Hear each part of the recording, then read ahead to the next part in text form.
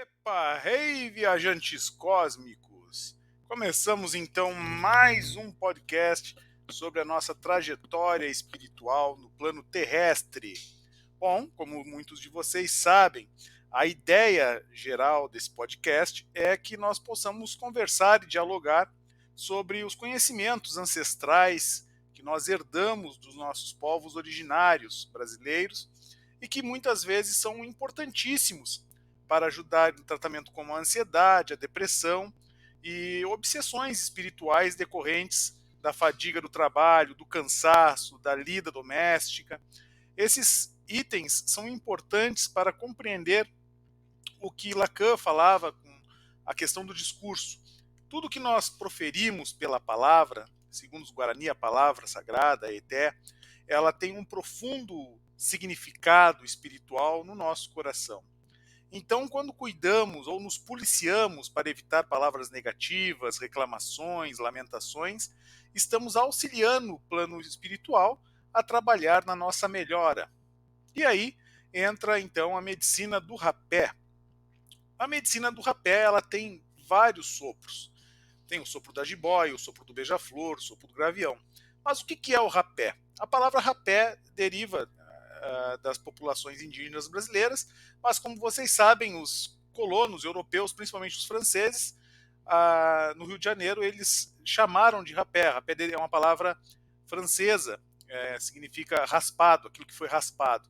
E, de fato, é a raspagem da casca das árvores que é calcinada. Ela vira cinza, essa casca de árvores, e ela é misturada com o pó do tabaco.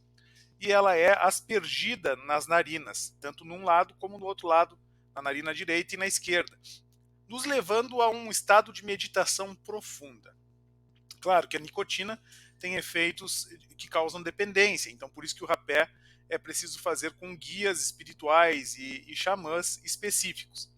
A primeira vez que eu experimentei o rapé, há muitos anos atrás, eu senti um torpor, uma espécie de.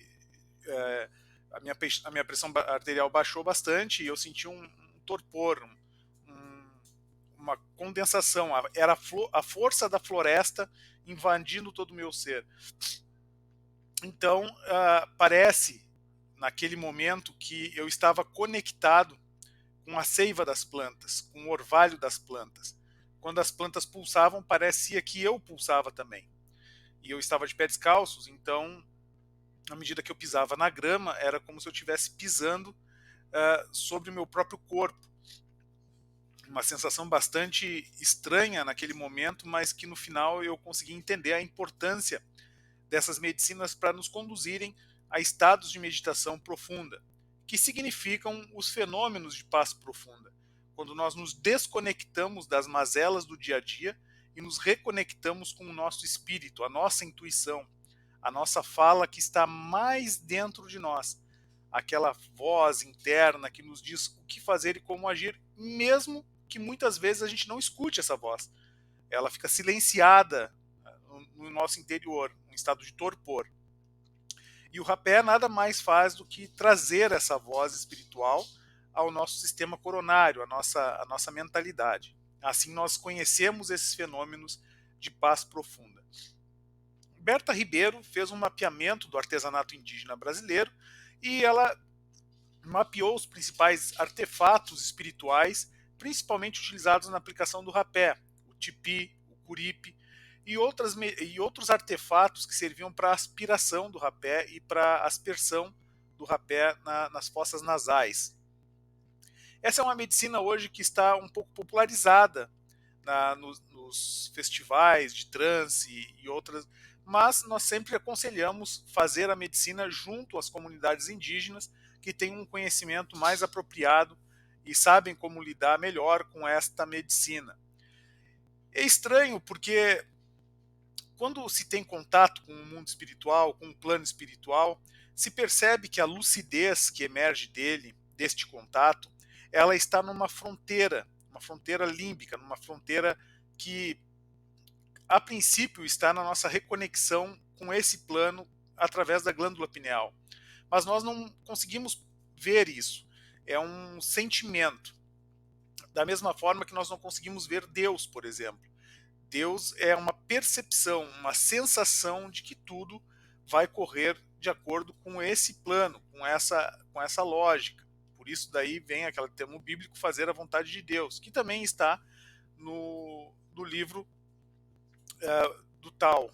Então a ideia, quando se faz o sopro do rapé, principalmente no caminhar da jiboia, no sinuoso da jiboia, nós temos esse contato mais específico. Isso significa, de um aspecto mais profundo, entender o que é confiança. Então, por mais que nós tenhamos lidado com situações completamente adversas e distintas, todos nós encaramos a adversidade como se não tivesse sido programada aquela adversidade. E às vezes tentamos controlar tudo o que nos acontece. Controlar o que nos acontece é totalmente contraprodutivo, porque é praticamente impossível controlar o mundo externo, os acontecimentos, os fatos. É impossível controlar esses fatos. Mas nós podemos controlar aquilo que é mobilizado dentro de nós. Então, quando eu confio plenamente, eu tenho uma certeza dentro de mim, e vocês que estão nos escutando sabem que essa certeza brota da confiança que mesmo que as coisas não aconteçam do jeito que nós queremos, elas acontecem da forma que tem que ser, do jeito que tem que ser, porque as coisas lá na frente vão se encaixar e vão nos mostrar que era melhor ter acontecido daquele jeito e não do nosso desejo. Por isso a libertação do apego, ela parte também de uma premissa indígena americana que significa assim, ó, seja como o machado que corta o sândalo. Ele, ele perfuma o machado, né? O sândalo perfuma o machado. Então nós devemos ser sempre aquele sândalo que perfuma o machado. Porque por mais que nos atinja, por mais que nos fira, o machado vai ser sempre inferior ao sândalo, porque o sândalo está doando, enquanto o machado está retirando. Então essa animosidade, às vezes a raiva, a violência que habita dentro de nós é um obstáculo para essa lucidez, para entender o plano espiritual da forma que ele é. Um livro muito importante, que é o livro de Davi Copenau, A Queda do Céu, justamente é um relato de um xamã que aborda esse tema de como nós podemos perceber a nossa realidade através do nosso mundo interno. Alguns psicólogos, como Sigmund Freud e Jung, principalmente Carl Jung, nos falava o seguinte: quem olha para fora sonha, mas quem olha para dentro desperta. Essa é a ideia que Davi Copenau tenta trazer no seu livro. E justamente o olhar para dentro, o olhar para a calmaria que habita em nós, para essa paz, para esse amor profundo, para esse fenômeno de paz profunda, é o que vai nos dar garantias de sobrevivência no futuro. E essa garantia de sobrevivência, ela está dentro de um marco espiritual, de um desenvolvimento espiritual. E para desenvolver esse senso espiritual que habita em nós, é preciso silenciar a mente. Mas o silenciamento da mente, ele não acontece simplesmente forçando o ato de não pensar, até mesmo porque a função da mente é pensar. Então, a lógica é justamente deixar esse observador interno, esse nosso crítico interno, observar os pensamentos e deixar eles fluírem, deixar eles passar.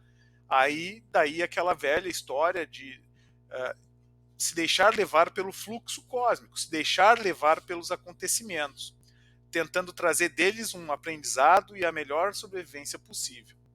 Era isso por hoje. Um grande abraço a todos vocês, e fiquem com Deus.